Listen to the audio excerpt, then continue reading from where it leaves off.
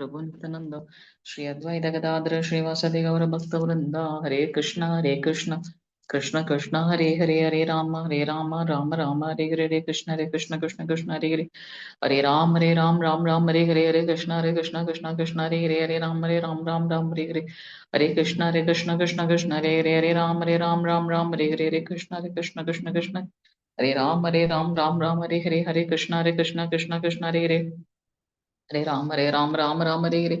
कृष्ण कृष्ण हरे कृष्ण कृष्ण कृष्ण हरे राम हरे कृष्ण कृष्ण कृष्ण हरे हरे कृष्ण कृष्ण हरे कृष्ण कृष्ण कृष्ण हरे हरे कृष्ण कृष्ण कृष्ण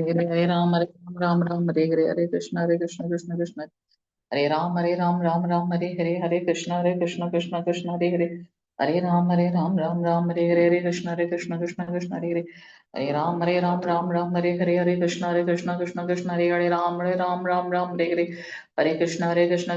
हरे हरे कृष्ण कृष्ण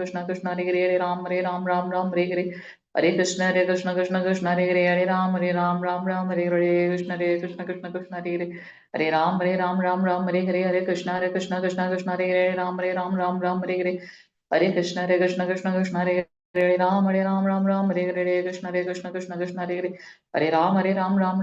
कृष्ण कृष्ण हरे कृष्ण कृष्ण हरे कृष्ण कृष्ण हरे राम हरे कृष्ण कृष्ण हरे राम हरे कृष्ण कृष्ण हरे कृष्ण कृष्ण हरे कृष्ण कृष्ण हरे कृष्ण कृष्ण कृष्ण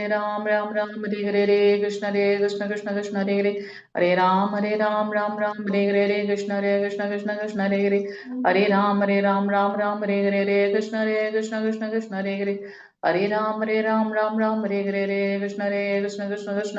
कृष्ण कृष्ण कृष्ण हरे कृष्ण कृष्ण कृष्ण हरे कृष्ण कृष्ण कृष्ण हरे कृष्ण कृष्ण कृष्ण हरे कृष्ण कृष्ण कृष्ण हरे कृष्ण कृष्ण कृष्ण हरे कृष्ण कृष्ण कृष्ण हरे कृष्ण कृष्ण कृष्ण हरे कृष्ण कृष्ण हरे कृष्ण कृष्ण कृष्ण हरे कृष्ण कृष्ण कृष्ण हरे कृष्ण कृष्ण कृष्ण हरे कृष्ण कृष्ण कृष्ण हरे कृष्ण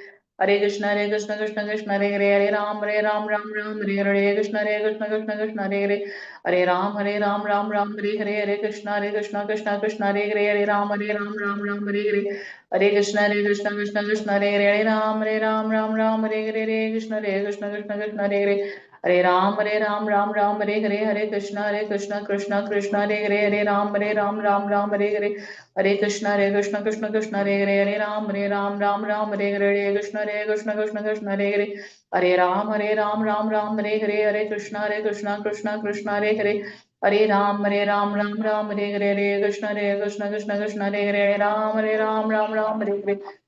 हरे कृष्ण कृष्ण कृष्ण हरे कृष्ण कृष्ण कृष्ण हरे कृष्ण कृष्ण कृष्ण हरे कृष्ण कृष्ण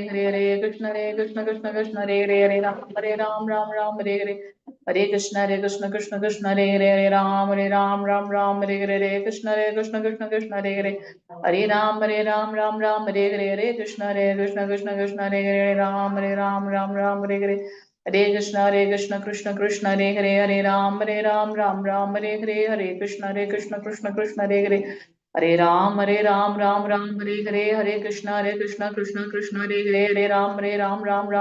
कृष्ण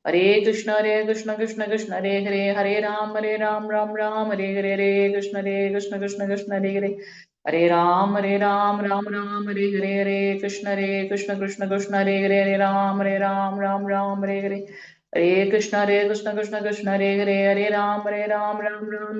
कृष्ण कृष्ण कृष्ण हरे कृष्ण कृष्ण कृष्ण हरे कृष्ण कृष्ण कृष्ण हरे कृष्ण कृष्ण कृष्ण हरे कृष्ण कृष्ण कृष्ण हरे कृष्ण कृष्ण कृष्ण हरे कृष्ण कृष्ण कृष्ण हरे कृष्ण कृष्ण कृष्ण हरे कृष्ण कृष्ण कृष्ण हरे कृष्ण कृष्ण कृष्ण हरे कृष्ण कृष्ण कृष्ण हरे हरे राम राम राम हरे हरे कृष्ण कृष्ण कृष्ण हरे राम राम हरे कृष्ण कृष्ण हरे राम राम हरे कृष्ण कृष्ण हरे राम राम हरे कृष्ण कृष्ण हरे राम राम हरे कृष्ण कृष्ण कृष्ण हरे राम राम हरे कृष्ण कृष्ण हरे राम हरे कृष्ण कृष्ण हरे राम हरे कृष्ण हरे राम हरे कृष्ण कृष्ण हरे राम हरे कृष्ण हरे कृष्ण कृष्ण हरे राम हरे कृष्ण हरे राम हरे कृष्ण हरे कृष्ण हरे हरे कृष्ण कृष्ण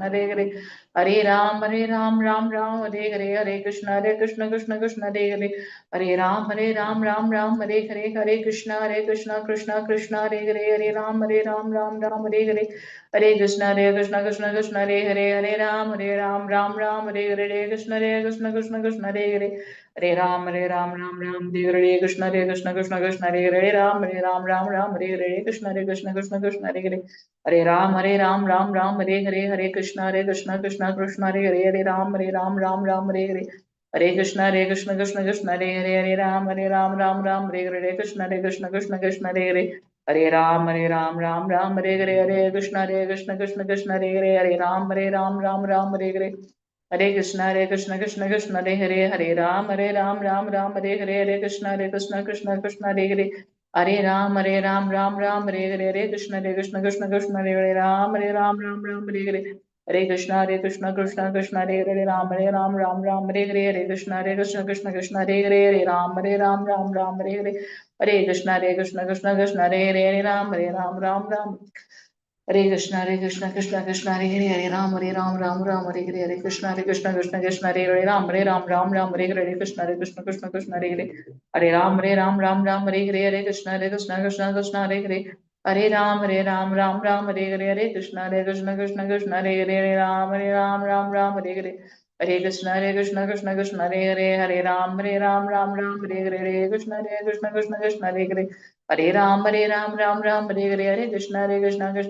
कृष्ण हरे कृष्ण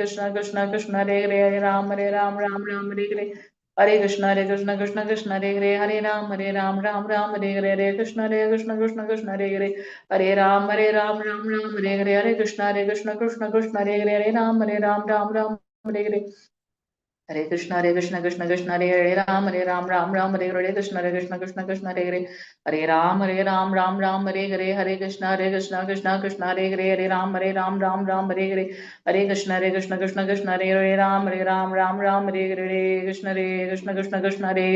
कृष्ण हरे कृष्ण हरे कृष्ण हरे कृष्ण हरे कृष्ण हरे कृष्ण हरे राम कृष्ण हरे जय श्री कृष्ण चैतन्य प्रभु नित्यानंद श्री अद्वैत गदाधर श्रीवासादि गौर भक्त वृंदा।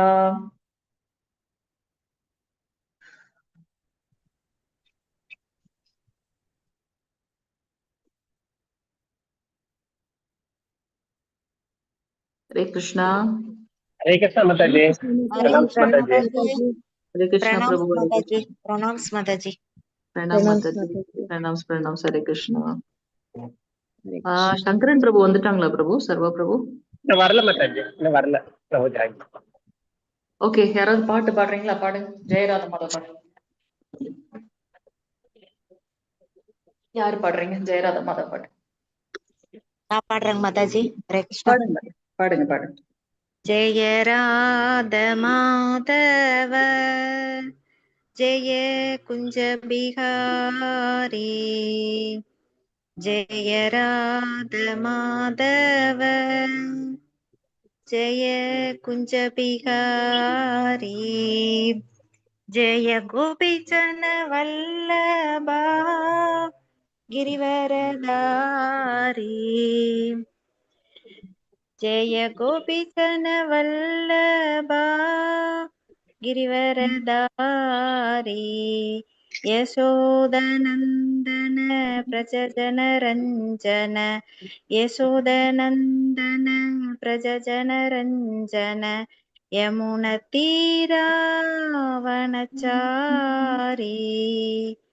यमुनतीरावनचारी जय राधा माधव जय कुंज बिहारी हरे कृष्ण कृष्ण कृष्ण हरे हरे हरे राम राम राम हरे हरे जय कृष्ण हरे कृष्ण कृष्ण कृष्ण हरे हरे हरे राम राम राम हरे हरे हरे कृष्ण माताजी ஹரே கிருஷ்ண மாதாஜி, ரொம்ப அழகா பாடுனீங்க மாதாஜி. ஹரே கிருஷ்ணா, அதை உணர்ந்து அழகா பாடுனீங்க. Hare Krishna. Thank you Keep it up माताजी हरे மாதாஜி. ஹரே கிருஷ்ணா. யாரு பிரணத்தி வாசிக்கிறீங்க? நான் வாசிக்கிறேன் மாதாஜி. வாசிங்க மாதாஜி. வாசிக்கிறேன். ஹரே கிருஷ்ணா. हरे कृष्ण। ओम नमो भगवते वासुदेवाय। ओम नमो भगवते वासुदेवाय। ओम नमो भगवते वासुदेवाय। ओम अज्ञानतिमिरान्धस्य ज्ञानाञ्जनशलाकया चक्षुरुन्मीलितं येन तस्मै श्रीगुरवे नमः। श्रीचैतन्यमनोभीष्टं स्थापितं येन भूतले स्वयं रूपगदामग्यं ददाति स्वपदान्तिकम्। वन्देऽहं श्रीगुरो श्रीयुतपदकमलं श्रीगुरुन् वैष्णवां च श्रीरूपं साग्रजातं सगगण रघुनाथान्वितं तं सजीवं साद्वैतं सावधूतं परिजनसहितं कृष्णचैतन्यदेवं श्रीराधा कृष्णपादान् सगगण ललिता श्रीविशाखान्वितां च हे कृष्णा करुणा सिन्धु दीनबन्धु जगत्पते गोपेश गोपिका कान्ता राधाकान्त नमोऽस्तुते तप्त काञ्चन गौराङ्गी राधे वृन्दावनेश्वरी वृषभानुसुते देवी प्रणमामि हरिप्रिये वाञ्छाकल्पतरुश्च कृपा सिन्धुभयेव च पतितानां पावनेभ्यो वैष्णवेभ्यो नमो नमः। नमो ब्रह्मण्यदेवाय गो ब्राह्मणहिताय च जगतिदाय कृष्णाय गोविन्दाय नमो नमः। नमो महावदन्याय कृष्ण प्रेम प्रदायते कृष्णाय कृष्ण चैतन्य नाम्ने गौरद्विषे नमः। गुरवे गौरचन्द्राय राधिकाय तथालये कृष्णाय कृष्ण भक्ताय तद्भक्ताय नमो नमः। मुहं करोति वाचालं पङ्गुं लङ्क्यते क्रीं यत्कृपातमहं वन्दे श्रीगुरुं दीनदारणं परमानन्दमाधवं श्रीचैतन्य ईश्वरं।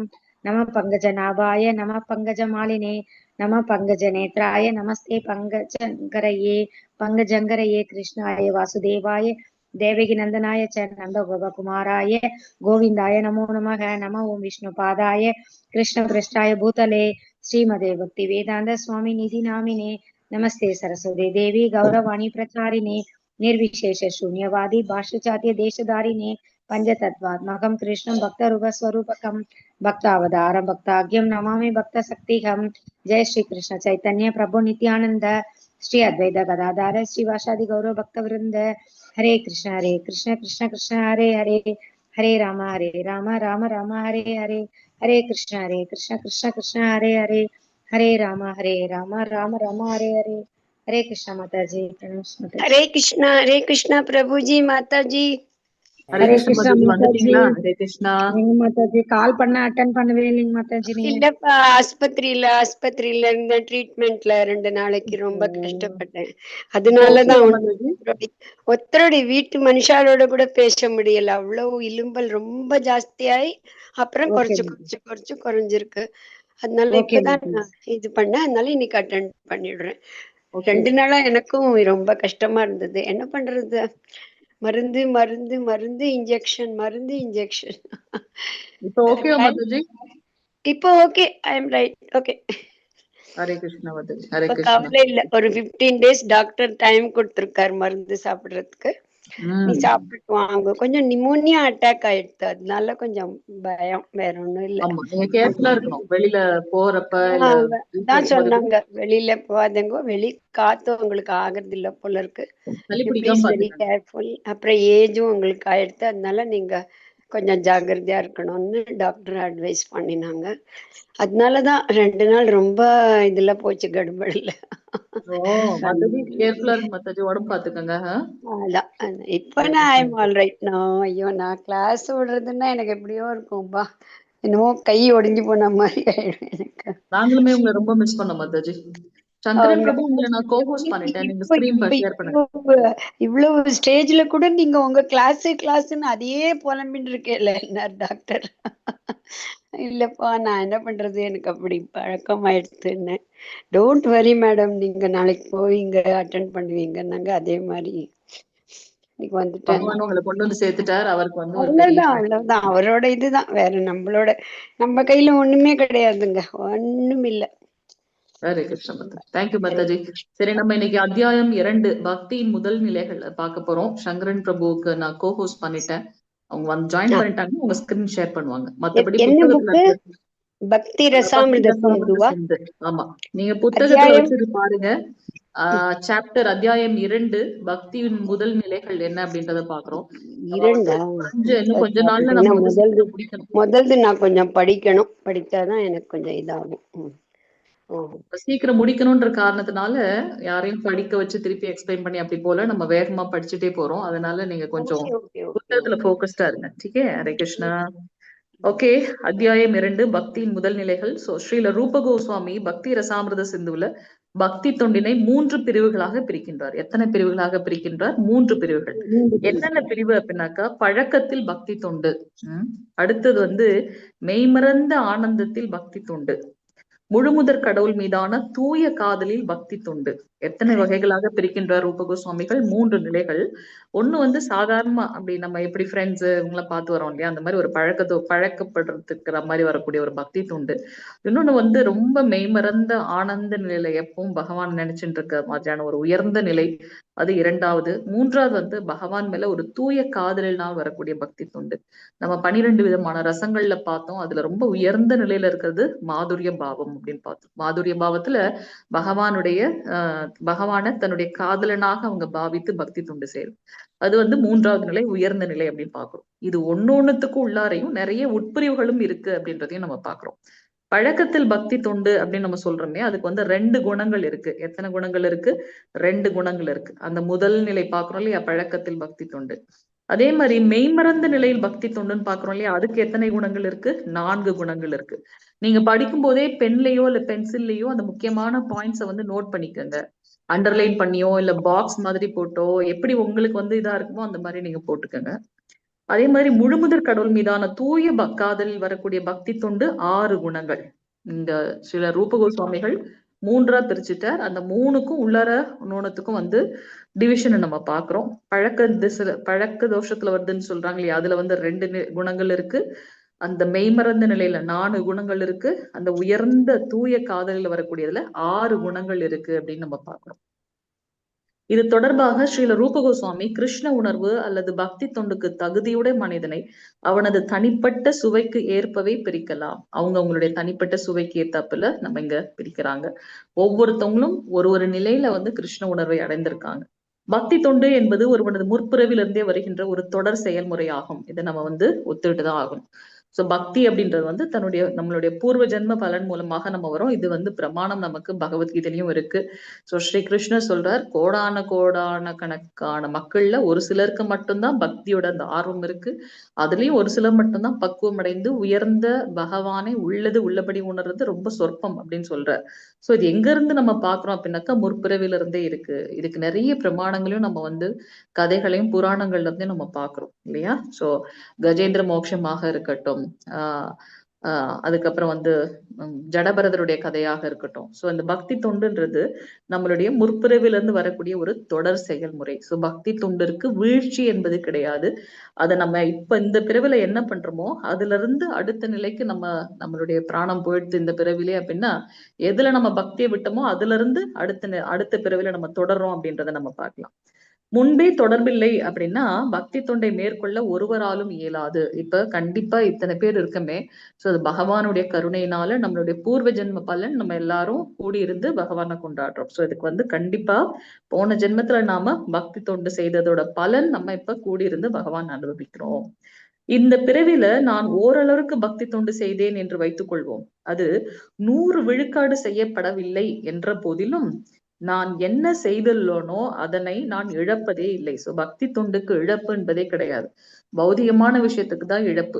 என்னுடைய சொந்தங்கள் இப்ப இருக்காங்க, நான் வந்து இறந்துட்டேன், அடுத்த பிறவியில வந்து வரும்போது எனக்கு பூர்வ ஜென்ம ஞாபகம் வருதுன்னு நான் உடனே வந்து நான் அப்ப என்ன வயசுல இருப்பேன்னு தெரியாது. நான் வந்து என்னுடைய கணவன் என்னுடைய குழந்தைன்னு சொந்தம் கொண்டாட முடியாது. ஏன்னா அப்ப இவங்க எல்லாம் வயசானவங்களா இருப்பாங்க, நான் வேணா வந்து ஒரு 5 வயது குழந்தையாகவும் அந்த மாதிரி இருப்பேன். இது வந்து நிதர்சனமா ஒரு கதை பார்த்தோம் மகாத்மா காந்தி பீரியட்ல. வந்து இப்போ நம்ம எடுத்து பார்த்தோம்னா தெரியும், அவங்க அடுத்த பிறவி எடுத்து ஐ திங்க் திருப்பி அவங்களுடைய கணவர் இருக்கிற இடம் எல்லாம் போய் பாக்குறாங்க. நீங்க தான் என்னுடைய அந்த கணவர், எங்கெல்லாம் அவங்க வந்து நகையெல்லாம் எடுத்து வச்சவங்களோ அதெல்லாம் அவங்க எடுத்து சொல்றாங்க. இப்பவும் ஆன்லைன்ல பாத்தீங்கன்னா தெரியும். ஸோ இதுக்கு வந்து பார்த்தோம், நமக்கு வந்து பக்தி தொண்டுக்கு மட்டும்தான் இழப்பு இல்லை, ஆனா பௌதிகமான விஷயங்கள் எல்லாத்திற்கும் இழப்பு இருக்கு.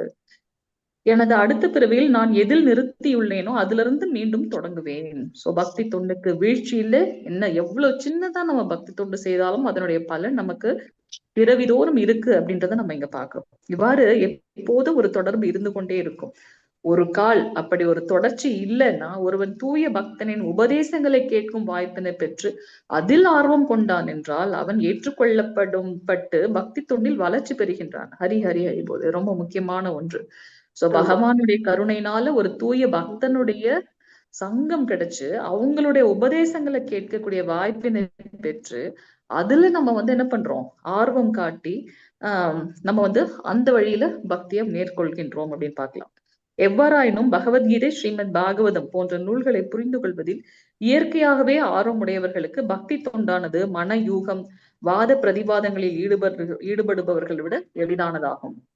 அதாவது பகவத்கீதை, பாகவதம், ஸ்ரீமத் பாகவதம் இத புரிஞ்சுக்கிறதுனால புரிஞ்சுக்கிறதுல யாருக்கெல்லாம் ஆர்வம் இருக்கோ அவங்களுடைய பக்தி ரொம்ப எளிதாக இருக்கும். சீக்கிரமா அவங்க பக்தியில முன்னேறுவாங்க. யார கம்பேர் பண்ணும்போது இந்த மன யூகம் இருக்கு இல்லையா, அந்த மாயாவாதிகளோ அல்லது இப்படித்தான் இருப்பார்கள் அந்த அருவவாதிகளோ இருக்காங்க இல்லையா, அவங்களையும் இந்த வாத பிரதிவாதங்கள் பண்றாங்களே அதான் மாயாவாதிகள் அருவவாதிகளை காட்டிலும் ஸ்ரீமத் பகவத்கீதை, ஸ்ரீமத் பாகவதம் படிக்கணும் அப்படின்னு ஆர்வம் காட்டுறாங்களே அவங்களுடைய பக்தி கொஞ்சம் உயர்ந்தே இருக்கும், வேகமாக பக்தியில முன்னேறாங்க அப்படின்னு பார்க்கிறோம். ஸ்ரீல ரூப கோஸ்வாமி தமது பக்தி ரசாமிர்த சிந்துவில் பக்தி தொண்டினை பற்றி ஒரு பொதுவான விளக்கம் ஒன்றினை அளிக்கின்றார். என்ன சொல்றாரு, முன்பு பக்தி தொண்டினை 3 பிரிவுகளாக பிரிக்கலாம் என்றும் அதன் பிரிவும் கூறப்பட்டது. அப்படிதான் இல்லையா, 3 பிரிவு சொன்னார். அந்த பழக்கமாக வரக்கூடிய பக்தி, மெய்மறந்த நிலையில நம்ம கொள்கின்ற பக்தி, 3வது வந்து பகவானுடைய அந்த காதல் உணர்வுல பண்ற பக்தின்னு பார்த்தோம். ஒன்னொன்னுத்துக்கும் முதல்ல 2 உட்பிரிவுகள், அடுத்ததுக்கு வந்து 6 உட்பிரிவுகள், கடைசியாக 2வது இருக்கிறதுக்கு வந்து 3 உட்பிரிவுகள், கடைசியா இருக்கிறதுக்கு 6 உட்பிரிவுகள் அப்படின்னு பார்த்தோம். இப்ப பழக்கத்தில் பக்தி தொண்டு செய்யறத பத்தி என்ன, அந்த முதல் நிலை இருக்கு இல்லையா, அதை பத்தி அவர் எக்ஸ்பிளைன் பண்ண போறார். நமது புலன்களை ஒரு குறிப்பிட்ட பணியில் ஈடுபடுத்துவது பழக்கம், உண்மைதான் இல்லையா, அதுதான் நம்மளுடைய சுபாவம். கண்ணு அப்படின்னா பார்க்கணும், காதுன்னா கேட்கணும், அதுதான் வந்து அதோடைய தன்மை, இயற்கை. அதனால பழக்கத்தில் பக்தி தொண்டு என்பதற்கு நமது பல்வேறு உணர்புலன்களையும் கிருஷ்ணரின் தொண்டிற்கு பயன்படுத்துவது என்று பொருள். நம்மளுடைய அத்தனை புலன்களையும் பகவானுடைய பக்தி தொண்டுல பழக்கப்படுத்துறோம் இல்லையா, அதனால அதுக்கு வந்து பழக்க பக்தி தொண்டு அப்படின்னு பார்க்கிறோம். சில புலன்கள் அறிவை பெறுவதற்கு உண்டான, சில புலன்களோ நமது சிந்தனையின் முடிவுகளை செயல்படுத்துவதற்கு உரியவனாகும். எனவே பழக்கம் என்றால் நமது மனம் புலன்களை சாதனா பக்தி தொண்டில் ஈடுபடுத்துவது என்று பொருளாகும். சோ நம்மளோட மனசு சொல்லுது இந்த புலன்களை சாதன பக்தியில ஈடுபடுத்துறது, 16 மாலைகள் ஜபம் பண்ணணும். சோ மனசு நமக்கு இங்க வந்து நண்பனா தெரியுது. சோ அந்த புலன்களை பக்தி தொண்டுல கொண்டு வர்றதுக்கு அது வந்து என்ன பண்ணுது, ஊக்குவிக்கின்றது. என்னது பக்தி தொண்டது, சாதனா பக்தி. சாதனா பக்தி தொண்டுனா என்ன, ஒழுக்க விதிமுறைகளை ஃபாலோ பண்றது, நமக்கு கொடுக்கப்பட்ட நியமங்களை ஃபாலோ பண்றது சாதனா பக்தி தொண்டு. நமக்கு என்ன நியமங்கள் கொடுக்கப்பட்டிருக்கு, புரோபாதர் கொடுத்திருக்காரு, ABCD. அசோசியேஷன், பக்தர்களோட சங்கம் வேணும், பகவத்கீதை பாகவதம் படிக்கணும், சாண்டிங் பண்ணணும், பகவானுடைய நைவேத்தியம் செய்த பிரசாதத்தை மட்டும்தான் எடுக்கணும், அதெல்லாம் நமக்கு கொடுத்திருக்காரு. இனிஷியலா நம்ம வரும்போது நமக்கு என்ன சொல்லியிருக்கார், 16 மாலைகள் ஜபம் பண்ணணும், 4 ரெகுலேட்டிவ் பிரின்சிபல் ஒழுக்க விதிமுறைகளை ஃபாலோ பண்ணணும். சோ மனம் புலன்களை இந்த சாதனா பக்தியில ஈடுபடுத்துறது, இதுதான் வந்து பழக்கத்தில் பக்தி தொண்டு. இந்த பழக்கமானது செயற்கையான சிலவற்றை வளர்த்துக் கொள்வதற்காக அல்ல. உதாரணமாக ஒரு குழந்தை நடக்க கற்றுக்கிறது அப்படின்னா பழகிறது என்பதை கூறலாம். நடக்க பழகுது அப்படின்னு சொல்றோம். இந்த நடை செயற்கையானது இல்ல, அது ஆட்டோமேட்டிக்கா அந்த டைம் வந்ததுக்கு அப்புறம் அந்த குழந்தை நடந்துதான் ஆகும். நடக்கல அப்படின்னாதான் அந்த குழந்தைக்கு ஏதோ ஒரு டிஃபெக்ட் இருக்குன்னு நம்ம பார்க்கணும். குழந்தையிடம் நடக்கும் சக்தி உண்மையாகவே இருக்கு. சிறிதளவு பயிற்சியின் மூலம் அது நன்றாக நடக்கின்றது. அது போல நமக்கும் பகவானுக்கும் உள்ள அந்த உணர்வு, அந்த உறவு ஆல்ரெடி நித்தியமாக இருக்கு. அதை நம்ம உணரல. அதை உணர்ந்துட்டோம் அப்படின்னாக்கா அதுல நம்ம ஸ்திரமாக பயிற்சி செய்து மென்மேலும் உயருகின்றோம். எதுல? பக்தி தொண்டுல. சோ அது போல பகவானுக்கு, பரமபுருஷர் பகவானுக்குரிய பக்தி தொண்டானது ஒவ்வொரு உயிர்வாழிடமும் இயற்கையாகவே உள்ளது. நாகரிகமற்ற பழங்குடி மக்கள் கூட இயற்கை விதியினால் வெளிப்படும் சில அற்புத நிகழ்வுகளை வணங்குகின்றனர். அவங்க கிட்ட பெருசா கலாச்சாரங்கள் இல்லைன்னாலும் ஆதிகுடிகள் என்ன பண்றாங்க? இயற்கையாக இருக்கக்கூடிய அந்த பகவான, அதாவது சூரிய பகவான, நான் வந்து என்னோட பிஹெச்டி ஸ்டடிஸ் பண்ணும்போது நான் அவங்க கிட்ட வந்து கேட்டேன், அந்த ரிலீஜன் அப்படின்னா நமக்கு தெரிஞ்சு Hindu, Muslim, Christian, any others mention if any other அப்படின்ட்டு. அவங்க கிட்ட அந்த ஸ்டடிஸ் நான் வந்து அவங்க அந்த ஆதி ஐ மீன் ட்ரைபல்ஸ் கிட்ட தான் நம்ம பண்ணும்போது அவங்க கிட்ட கேட்டோம், நீங்க எந்த வழிபாடுகள், உங்களோட வழிபாடுகள் எப்படி இருக்கும் அப்படின்னா, அவங்க என்ன சொன்னாங்கன்னா, நம்ம இந்த இதுல ஏதாவது ஒண்ணுத்துல இருக்கு அப்படின்னா அவங்களுக்கு அப்படி என்னன்னே தெரியல. அவங்களுடைய வழிபாடு எல்லாம் வந்து பாத்தீங்கன்னா சூரியனை வழிபடுறாங்க. அதுக்கப்புறம் ஒரு கல்லு மாதிரி வச்சு அததான் வந்து அவங்க வந்து வழிபாடு செய்யறாங்க. அதாவது இயற்கையை சார்ந்து அவங்களுடைய வழிபாடுகள் இருக்கு அப்படின்றத நம்ம பார்க்கலாம். சோ அந்த நம்ம பெருசாக நாகரிகம் இல்ல அப்படின்னு சொல்றோமே, அவங்க கிட்ட கூட பகவானு கிட்ட பிரார்த்தனை பண்ணணும்ன்ற அந்த தன்மை வந்து இருக்கு. இந்த அற்புதமான நிகழ்வு செயலுக்கு பின்னால் இருப்பது மேலானது. இந்த அற்புத நிகழ்வு அல்லது செயலுக்கு பின்னால் இருப்பது மேலானது, உயர்ந்தது என்று கருதி அவர்கள் அதனை போற்றுகின்றார்கள். ஆகவே இந்த உணர்வு பௌதீக மாசுடையவர்களிடம் உறங்கிக் கொண்டிருந்த போதிலும் கூட ஒவ்வொரு உயிர் வாழிடமும் காணப்படுகிறது. சோ இது வந்து எல்லார்கிட்டயுமே வந்து அந்த உணர்வு இருக்கு. அது என்ன இருக்கு? அது ஒரு மயங்கிய நிலையில இருக்கு. நம்ம செகண்ட் கேண்டோல பார்த்தோம், அது அந்த 3 நிலைகள்ல வந்து அது மயங்கி இருக்கிறத பார்த்தோம். கண்ணாடியில இருக்கக்கூடிய தூசு, சிசுப்பை, கர்ப்பப்பைக்குள்ள இருக்கக்கூடிய சிசு, நெருப்பை சுத்தி இருக்கக்கூடிய புகை மண்டலம், இதெல்லாம் நம்ம பார்த்தோம். எப்ப நமக்கு அந்த உணர்வு பற்றுகின்றோமோ அப்ப அது அந்த புகை மறைந்து நெருப்பு ஜுவாலையிட்டு எரியும் அப்படின்றத நம்ம பார்க்கலாம். சோ இப்ப எல்லாம் வந்து டார்மன் ஃபார்ம்ல இருக்கு. பகவானுக்கும் நமக்குள்ள உணர்வை உணர்ந்து கொள்ளக்கூடிய நிலை. ஒவ்வொரு உயிரினம் காணப்படுது. அது தூய்மை அடையும் பொழுது கிருஷ்ண உணர்வு என்று அழைக்கப்படுகின்றது. எப்ப அந்த உயிர் வாழியிடம் வந்து நான் வந்து பகவானுடைய அங்கம், பகவானை திருப்திப்படுத்தணும்ன்ற அந்த உணர்வு வருகின்றதோ அப்ப அது வந்து என்ன பண்ணுது? அது வந்து கிருஷ்ண உணர்வுன்னு சொல்றோம். ஒரு சிறு பயிற்சியின் மூலம் ஒரு குழந்தை நடக்க தொடங்குறது போல கிருஷ்ணர் மீது அன்பு செலுத்துவதற்கான நமது தூங்கும் உணர்வினை விழிப்புற செய்வதில் நம்முடைய புலன்களையும் மனதையும் ஈடுபடுத்துவதற்கு சில குறிப்பிட்ட வழிமுறைகள் இருக்கின்றன. நம்ம ஃபோர்ஸ்டா நம்ம பண்றோம். நம்மளுக்கு தூங்கணும், டயர்டு அப்படி இப்படின்னு இருந்தாலுமே மனசு வந்து சொல்லுது, நோ, கண்டிப்பா காலையில இருந்து சாண்டிங் பண்ணணும். அப்ப வந்து நம்ம அதுல ஆன் பண்ணி பக்தர்களை பார்க்கும்போது நமக்கு ஒரு உத்வேகம் வருது, ஒரு உற்சாகம் வருது. சோ நம்ம என்ன பண்ணுது அப்படின்னாக்கா, இந்த மனசும் புலன்களும் இந்த விதிமுறைகளை நான் ஃபாலோ பண்ணிதான் ஆகணும் அப்படின்னு சொல்லிட்டு ஒரு வரைமுறைக்கு உள்பட்டு வரோம் இல்லையா? அதுதான் வந்து பழக்கத்தில் பக்தி தொண்டு அப்படின்னு பாக்குறோம். உண்மையிலேயே நடக்க சக்தியற்ற ஒருவன் பழக்கத்தினால் கிருஷ்ண உணர்வினை எழுப்ப முடியாது. உண்மையில் அது போன்ற பயிற்சி எதுவும் இல்லை. பக்தி தொண்டிற்காக நம்மிடம் இயற்கையாகவே இருக்கும் உள்ளார்ந்த திறனை நாம் வளர்த்துக்கொள்ள விரும்பும் பொழுது சில குறிப்பிட்ட வழிமுறைகள் இருக்கு. அதாவது புதுசா இல்லாத ஒண்ண ஆர்டிபிஷியலா செயற்கையா நம்ம கொண்டு வர முடியாது. ஆனா இது நம்ம கிட்ட ஆல்ரெடி இருக்கு.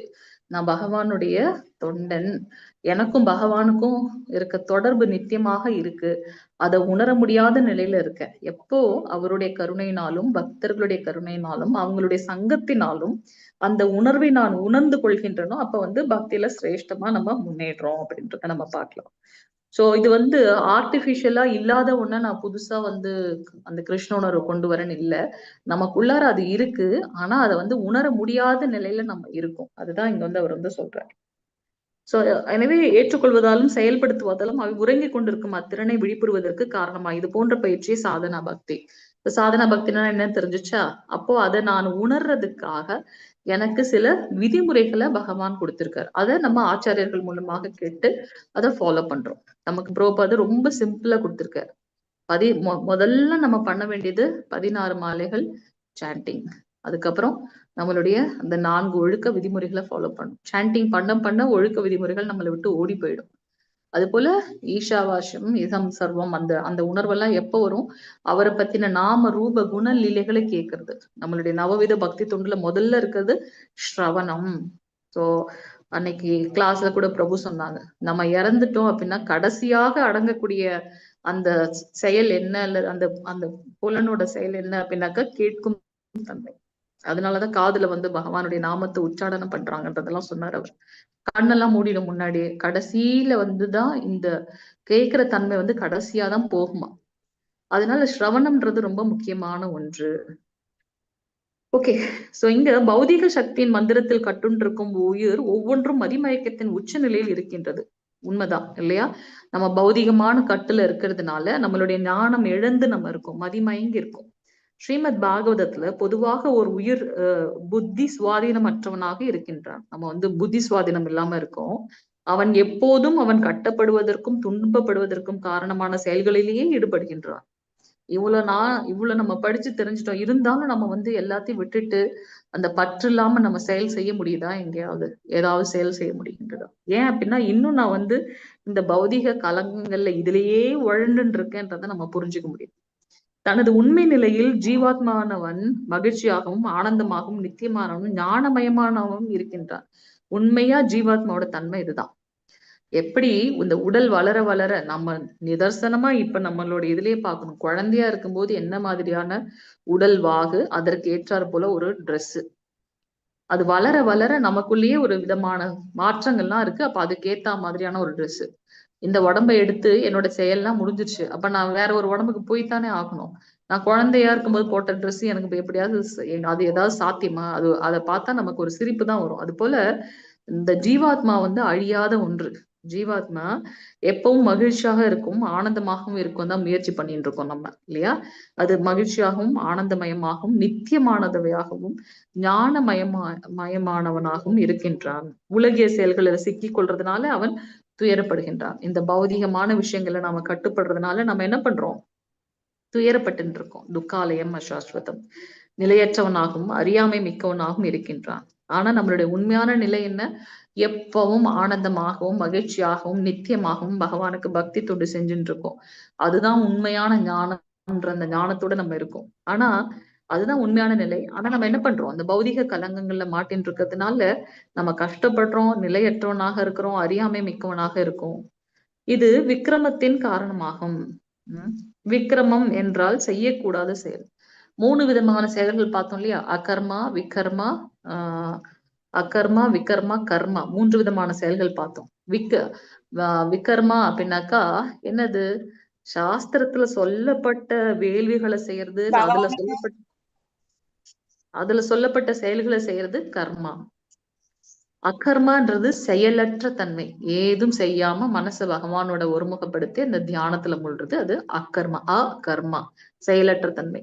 விகர்மா அப்படின்னாக்கா எதெல்லாம் செய்யக்கூடாதுன்னு சொல்லியிருக்கோ அதெல்லாம் செய்யறது. இல்ல சாஸ்திரத்துல சொல்லப்படாத விஷயங்களை செய்யறது.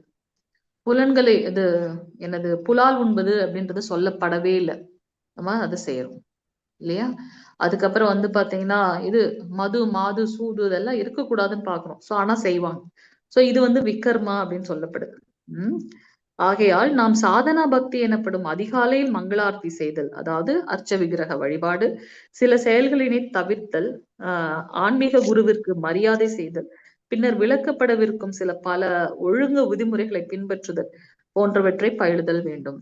சோ நம்ம அந்த பழக்க பக்தி தொண்டுல 2 விஷயங்கள் இருக்கு. ஒண்ணு சாதனா பக்தி. சாதனா பக்தினா நமக்கு விதிமுறைகள் கொடுத்தாச்சு, ரூல்ஸ் அண்ட் ரெகுலேஷன்ஸ் கொடுத்தாச்சு, அதை நம்ம ஃபாலோ பண்றது. மதிமயக்கத்துல இருந்து ஒருவன் விடுபட இந்த பழக்கங்கள் துணை புரியும். நான் ஏதோ ஒரு விஷயத்துல பற்றோடு இருக்கேன் இல்லையா? அதுல இருந்து வெளியில வரேன்னா இன்னொரு விஷயத்துல நான் பற்றோடு இருக்கணும். அப்போ என்னுடைய அந்த பௌதிகமான விஷயத்துல இருந்து நான் வெளியில வரணும் அப்படின்னா ஆன்மீகமான விஷயத்துல என்னுடைய புத்தியை செலுத்துது. ஃபார் எக்ஸாம்பிள் பாத்தீங்கன்னா, நான் நல்லா அழகா ரீல்ஸ் பண்ணுவேன்னு வச்சுக்கோங்களேன். எனக்கு அந்த இது இருக்கு, திறமை இருக்கு அப்படின்னா, இப்ப முன்னெல்லாம் நான் அதைதான் பண்ணிட்டு இருந்தேன்னா, இப்ப நான் என்ன பண்றேன்? அதே ரீல்ஸ என்ன பண்றேன்? பகவானுக்காக ரீல்ஸ் பண்றது, அவருடைய இந்த கிருஷ்ண பக்தியை பரப்புறதுக்காக நம்ம முயற்சி பண்றது பாக்குறோம். சோ எனக்கு உண்டான ஒரு பழக்கம், அதை நான் என்ன பண்றேன்? பக்தி மயமாக மாத்த ட்ரை பண்றேன்.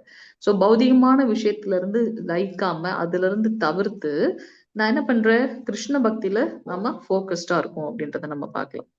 ஒரு மனிதனின் மனநோய் ஒரு மனநல மருத்துவனின் மருத்துவத்தால் குணப்படுத்தப்படுகின்றது. அது போல சாதனா பக்தி மாயை அல்லது பௌதீக மயக்கத்தின் கீழ் உள்ள ஒரு பந்தப்பட்ட ஆத்மாவின் மதிமயக்கத்தை குணப்படுத்துகின்றது. சோ இந்த சாதனா பக்தி என்ன பண்ணுது அப்படின்னா, இந்த மாயை அல்லது பௌதீக மயக்கத்துல இருக்கவங்கள அதுல வெளிக்கொணர வர ஹெல்ப் பண்ணுது.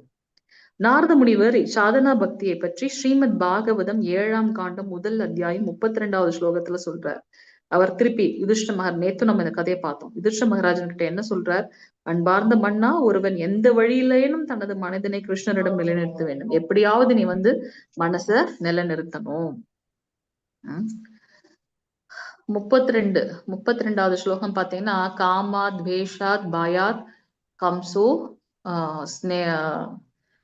அதாவது பயத்தின் மூலமாக, காமத்தின் மூலமாக கோபியர்களும், பயத்தின் மூலமாக கம்சனும், துவேஷத்தின் மூலமாக சிசுபாலன் மற்றும் இதர அரசர்களும், அடுத்து பாத்தீங்கன்னா பக்தியின் மூலமாக நாங்களும், ஸ்நேகத்தின் மூலமாக அன்பினால நீங்களும், உறவு முறைகள் மூலமாக இந்த விஷ்ணு குலத்தினவர்கள் யாதவர்கள் இவங்க எல்லாம் பகவானுக்கு பக்தி தொண்டு பண்ணிட்டு இருக்காங்க. ஒண்ணு நண்பனாக இருந்து பகவானுக்கு பக்தி தொண்டு பண்ணணும், அல்லது ஒரு விரோதியாக இருந்து அவரை பகையினாலேயோ பக்தி தொண்டு செய்யணும். ஆனா பக்தி தொண்டு செய்யணும் அப்படின்றத அவர் வலியுறுத்துகின்றார். கிருஷ்ண உணர்வு, ஒருவன் எந்த வழியிலேயாவது தன்னுடைய மனசை கிருஷ்ணரிடம் நிலைநிறுத்த வேண்டும் அப்படின்னு சொல்றார். இதுவே கிருஷ்ண உணர்வு. தனது சீடனை, அவனது மனதினை கிருஷ்ணர் மீது நிலைநிறுத்துவதற்கான வழி அல்லது முறையினை காண செய்வது ஆச்சாரியர் மற்றும் ஆன்மீக குருவின் கடமை. ஆன்மீக குருவோட கடமை என்னன்னா, தன்னுடைய சீடனை அந்த பக்தியில மனச கிருஷ்ணர் மீது நிலைநிறுத்துவதற்கு அவரை தயார்படுத்துவதுதான் ஆச்சாரியனோட கடமை.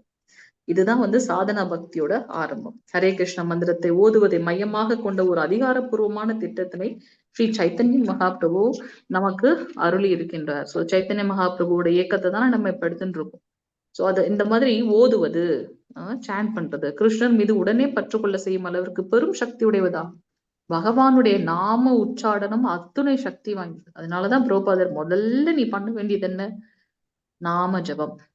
ஹரே கிருஷ்ணா கிருஷ்ண கிருஷ்ண ஹரே ஹரே, ஹரே ராம ராம ராம ஹரே ஹரே. பகவானுடைய நாம ஜபம். இதுவே சாதன பக்தியோட தொடக்கம். எவ்வாறேனும் ஒருவன் தனது மனதினை கிருஷ்ணர் மீது நிலைநிறுத்த வேண்டும். சோ சாதன பக்தியோட முதல் இது என்ன அப்படின்னாக்கா சாண்டிங். எப்படியாச்சும் நாம பகவான் கிட்ட மனசை நிலைநிறுத்தணும். மகாபக்தரான அம்பரீஷ் மகாராஜர் ஒரு பொறுப்புமிக்க மன்னராக இருந்தார். அவருடைய கதை நமக்கு தெரியும். தன்னோட மனசை கிருஷ்ணர் மீது நிலைநிலை பெற செய்தார். அது போல எவனொருவன் தனது மனதை நிலைநிறுத்த முயல்கின்றானோ அவன் தனது உண்மையான கிருஷ்ண உணர்வினை வெற்றிகரமாக மீட்டெழச் செய்வதில் விரைவான முன்னேற்றம் காண்கின்றான். அம்பரீஷ் மகாராஜர் பகவானுக்கு பாத்தீங்கன்னா எப்போதும் ஒரு ராஜா இருந்தாலும் மனசை எப்பவும் பகவானுடைய பக்தி தொண்டுல, பகவானுடைய திருவடி பாதத்துல, தாமரை பாதங்கள்ல அவரு நிலைநிறுத்தி வச்சிருந்தார். இப்போ சாதன பக்தி என்னும் பழக்கத்தில் பக்தி தொண்டினை இன்னும் 2 விதமாக பிரிக்கிறார். என்ன அப்படின்னா, ஒழுங்குமுறை முதிகருக்கு உட்பட்ட தொண்டு. முதல் பகுதி ஒழுங்குமுறை விதிகளுக்கு உட்பட்ட தொண்டு என்று அழைக்கப்படுகின்றது. ஆன்மீக குருவோட கட்டளைப்படி, சாஸ்திரங்களை சொல்லியிருக்கப்படி பல்வேறு விதிமுறைகளை ஒருவன் பின்பற்ற வேண்டும். ஓகே, அவற்றை மறுதளித்தல் என்னும் பேச்சுக்கு இடமே கிடையாது. அவங்க சொன்னதை நம்ம ஃபாலோ பண்ணணும். இதுவே வைதி பக்தி அல்லது ஒழுங்குமுறைக்கு உட்பட்ட பக்தி. ராகானுக பக்தி என்பது ஒழுங்குமுறை விதிகளை பின்பற்றினால் ஒருவன் மேலும் சிறிதளவு கிருஷ்ணர் மீது பற்றுடையவனாகி இயற்கையான அன்பினால் பக்தி தொண்டில் ஈடுபடும் ஒரு குறிப்பிட்ட நிலையை சுட்டுகின்றது. ஹரே கிருஷ்ணன். அதாவது ஒரு விஷயத்த நம்ம தொடர்ந்து செய்துகிட்டே இருந்தோம் அப்படின்னாக்கா அதுல நம்ம எக்ஸ்பர்ட் ஆயிடும் இல்லையா. சோ அது போல ராகானுக பக்தி தன்னாலேயே நமக்கு அந்த அன்பு வரும் பகவான் மேல. அதுதான் ராகானுக பக்தி. சோ இந்த பழக்கத்தில் உள்ள பக்தி தொண்டுல 2 விதம் இருக்கு. ஒண்ணு வைதி பக்தி, இன்னொன்னு ராகானுக பக்தி. வைதி பக்தினா என்ன? ஐ எம் ஃபோர்ஸ்ட் நான் வந்து தினமும் சாண்டிங் பண்ணணும், தினமும் மங்களார்த்தி அட்டன் பண்ணணும். அப்ப மங்களார்த்தி அட்டன் பண்ணும்போது பகவானுடைய அர்ச்ச விக்கிரக தரிசனம், திருப்பாதத்துல இருந்து திருமுடி வரைக்கும் நம்ம தரிசனம் பண்றோம். அப்படி தரிசிக்கும் போது பகவானுடைய அந்த திவ்யமான ரூபத்துல நாம மனசை நிலைநிறுத்துகின்றோம். இதெல்லாம் நமக்கு சொல்லி தராங்க. நீங்க பண்ணணும், மங்களார்த்தி அட்டன் பண்ணணும், சேவை எடுத்துக்கணும், நீங்க வந்து 16 மாலை ஜபம் பண்ணணும். சோ அவங்க கூட, அந்த பக்தர்கள் கூட அவங்க சொல்றாங்கன்றதுக்காக நம்ம எப்படி காலங்காத்தால 3 மணிக்கெல்லாம் வந்துடுறாரு, அதுக்கு முன்னாடியே வந்துடுறாரு ரவிக்குமார் பிரபு. ஒரு நாள் தான் நான் அவங்க கிட்ட சொன்னேன், பிரபு நீங்க இன்னைக்கு அட்டெண்டன்ஸ் போட்டுருங்க. ரெகுலரா ரொம்ப சின்சியரா கரெக்டா மானிட்டர் பண்ணி பண்றாங்க. சோ நம்ம வந்து அந்த ஒழுக்க விதிமுறைகளை நமக்கு சொல்றத நம்ம ஃபாலோ பண்றோம். சோ இது வந்து வைதி பக்தி. இதை நம்ம செய்ய செய்ய என்ன ஆகுது அப்படின்னா, பௌதிகமான விஷயத்துல இருக்கக்கூடிய அந்த நாட்டம் எல்லாம் நம்மளை விட்டு போயிடுது. அப்ப இயற்கையாகவே நம்மளுடைய அந்த பக்தின்றது நம்மளுடைய சுபாவமாக நம்மளுடைய கேரக்டரா மாறிடுது, ஒரு நம்மளுடைய பிஹேவியரா மாறிடுது அப்படின்றத நம்ம பார்க்கலாம். இதுதான் வந்து ராகானுக பக்தி அப்படின்றத நம்ம பார்க்கலாம். பக்தி தொண்டில் ஈடுபட்டிருக்கும் ஒருவன் அதிகாலையிலிருந்து ஆரத்தி அளிக்க கட்டளையிடப்படுகின்றான். என்ன இது நம்ம படிக்கிறதுக்கு முன்னாடியே எல்லாத்தையும் நம்ம சொல்லிட்டு இருக்க மாதிரி ஒரு வகையான மூர்த்தி வழிபாடு ஆகும். ஆரம்பத்தில் ஒருவன் அவனது ஆன்மீக குருவின் கட்டளைப்படி அதிகாலையிலிருந்து ஆரத்தி செய்கின்றான். ஆனா நாளடைவில் அவனது உண்மை பற்றில் அவன் வளர்ச்சி பெறுகின்றான். நம்மளே அறியாம கரெக்டா 3 மணிக்கு அலாரம் வைக்கலனாலும் நம்ம எந்திரிச்சிடுறோம் இல்லையா? முதல்ல 16 மாலை சாண்டிங் பண்ணணும் 6 மணிக்குள்ளார. ஓகே, அது நம்ம ஃபர்ஸ்ட் வந்து ஃபோர்ஸ்ஃபுல்லா இருந்தோம். அப்ப போக போக என்ன ஆயிடுச்சுன்னா அது நமக்கு பழக்கம் ஆயிடுச்சு. இந்த பற்றினை அவன் எய்த பெறும் பொழுது அவன் மூர்த்தத்தினை அலங்கரிப்பதிலும் வகை வகையான துணிமணிகளை தயாரிப்பதிலும் தனது பக்தி துணினை எழிறச் செய்வதற்கான பல்வேறு திட்டங்களை தீட்டுவதிலும் தானே முயற்சி செய்ய ஆரம்பிக்கின்றான். அந்த ஒழுக்க விதிமுறைகளை ஃபாலோ பண்ணும்போது மற்ற விஷயங்கள் தன்னால நம்ம அதுல வந்து முன்னேறுகின்றோம். இதையெல்லாம் பழக்கம் என்றும் பிரிவில் அடக்கியவையாக இருந்த போதிலும் தன்னிச்சையாகவே அந்த அன்பு தொண்டு அளிக்கப்படுகின்றது. நம்ம தானாகவே அந்த மாதிரியான ஒரு சுபாவம் வருகின்றது. அதனால சாதனா பக்தி என்னும் பழக்கத்தில் பக்தி தொண்டு என்பது ஒழுங்குமுறைக்கு உட்பட்டது என்றும் தானாகவே செய்யப்படுவது என்றும் இரு பகுதிகளாக பிரிக்கப்படுகின்றது. அந்த ஒழுங்கு விதிமுறைகளுக்கு ஃபாலோ பண்றதுதான் வைதி பக்தி. தன்னாலே வர்றது வந்து ராகானுக பக்தி அப்படின்னு பார்க்கணும். பக்தி தொண்டின் முதல் பகுதி அல்லது வைதி பக்தி என்பதை ரூப கோஸ்வாமி பின்வருமாறு விளக்குகின்றார். என்ன சொல்றாரு? எந்த விதமான பற்றோ அல்லது தானே பொங்கி எழும் அன்போ இல்லாது ஆன்மீக குருவின் கட்டளைக்கு கீழ்ப்படிந்தோ அல்லது சாஸ்திரங்களை கடைபிடிப்பதற்காகவோ ஒருவன் பகவானுக்கு பக்தி தொண்டு செய்தால் அது வைதி பக்தி எனப்படும். என்னுடைய குரு சொல்லிட்டார், நான் பண்றேன். இது வந்து சாஸ்திரத்துல சொல்லப்பட்டிருக்கு, அதனால நான் பண்றேன். ஸோ தன்னால அந்த அன்பு வரும் இல்லையா? சோ பொங்கி வழிகின்ற அன்பு அப்படி இல்லாம இவங்க வந்து நம்ம ஒரு இன்ஃபுளுயன்ஸ் மூலமாக, ஒரு ஆச்சாரியர் மூலமாகவும் பக்தர்கள் மூலமாகவும் அவங்க சொல்றாங்களேன்றதுக்காக அவங்க ஃபாலோ பண்றாங்களே, அது வந்து வைதி பக்தி.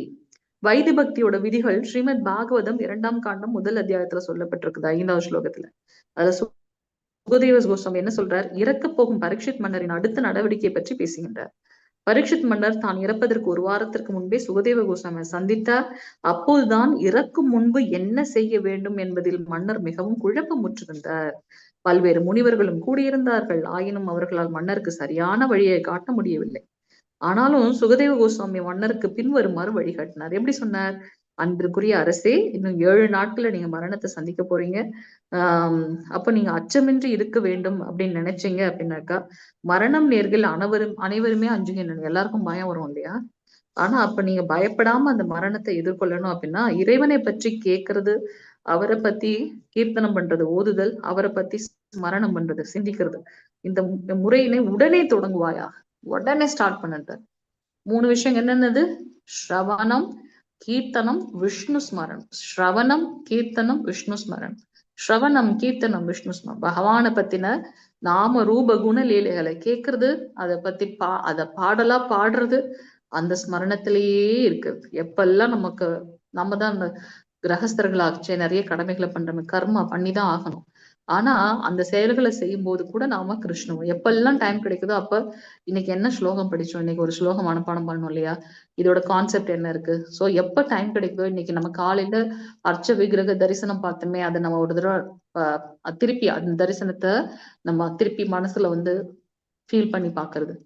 எப்பெல்லாம் டைம் கிடைக்குதோ அப்ப வந்து பகவானுடைய ஸ்மரணத்துல இருக்கிறது.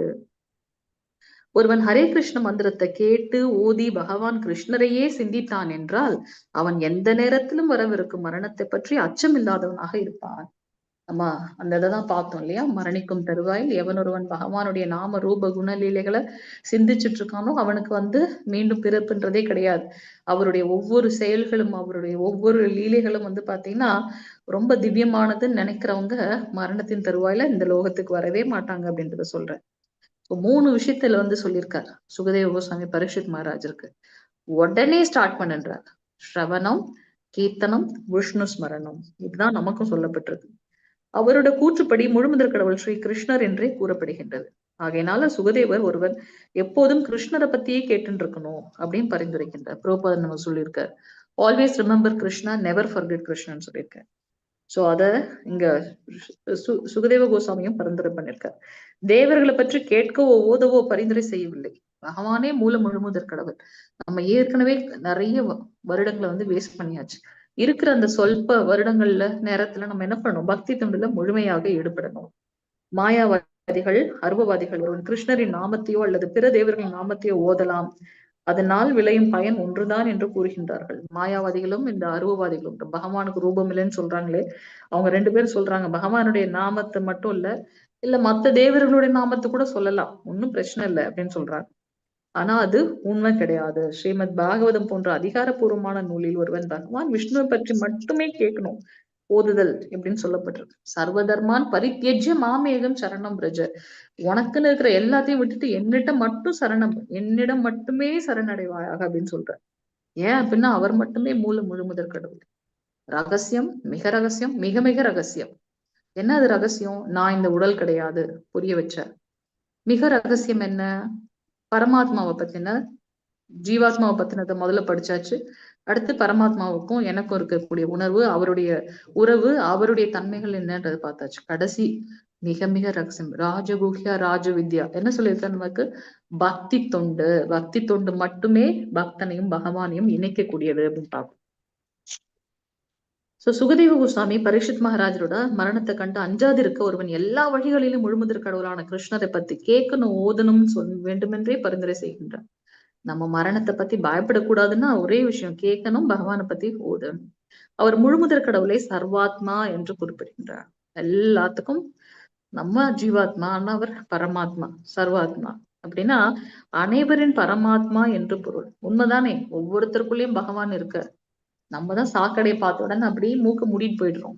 ஆனா அந்த சாக்கடைக்குள்ளார இருக்கக்கூடிய அந்த புழுக்கு உள்ளாரையும் பகவான் பரமாத்மாவாக எவ்வளவு ஒரு கருணையோடு விற்றிருக்கின்றார் பகவான். இதுவும் ஒரு ஜீவன் தானே. நம்ம 84 லட்சம் இதுல புழுவும் ஒரு ஜீவன். அதுவும் பகவானை விட்டு விலகி வந்துருச்சு.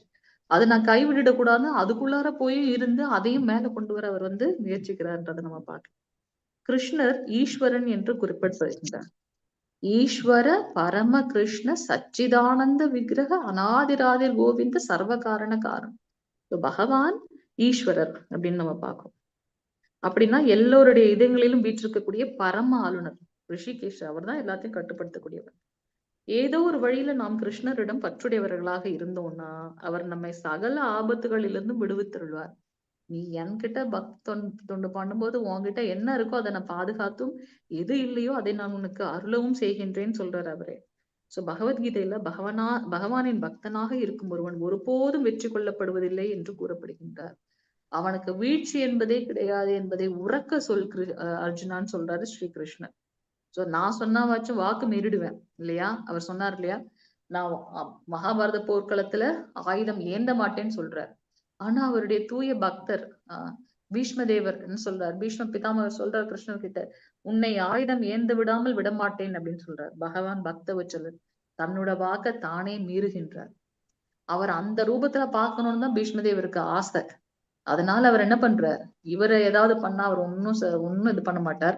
அவனுடைய பக்தனை சீண்டுனானாக்கா கிருஷ்ணர் தன்னுடைய ரூபத்துல இருந்து வெளிவருவார் அப்படின்னுட்டு அர்ஜுனனை மூர்ச்சி அடையதான் செய்யறார், மயக்க விடதான் செய்யறார். வந்துச்சே கோவம் கிருஷ்ணருக்கு. ஆயுதம் ஏந்த மாட்டேன்னு சொல்றாருல, அவரும் எப்படியோ அர்ஜுனனை பாதுகாக்க ட்ரை பண்றார். பீஷ்ம பிதாமகர் விடுறதா இல்லை. இன்னைக்கு உங்களை அந்த அந்த என்ன யுத்த ரூபத்துல உங்களை பார்க்காம நான் விடுறதே கிடையாது அப்படின்ட்டு அவர் என்ன பண்றார்? என்னன்னோ ட்ரை பண்ணி கடைசியா அர்ஜுனனை மூர்ச்சி ஆகிட்டார்.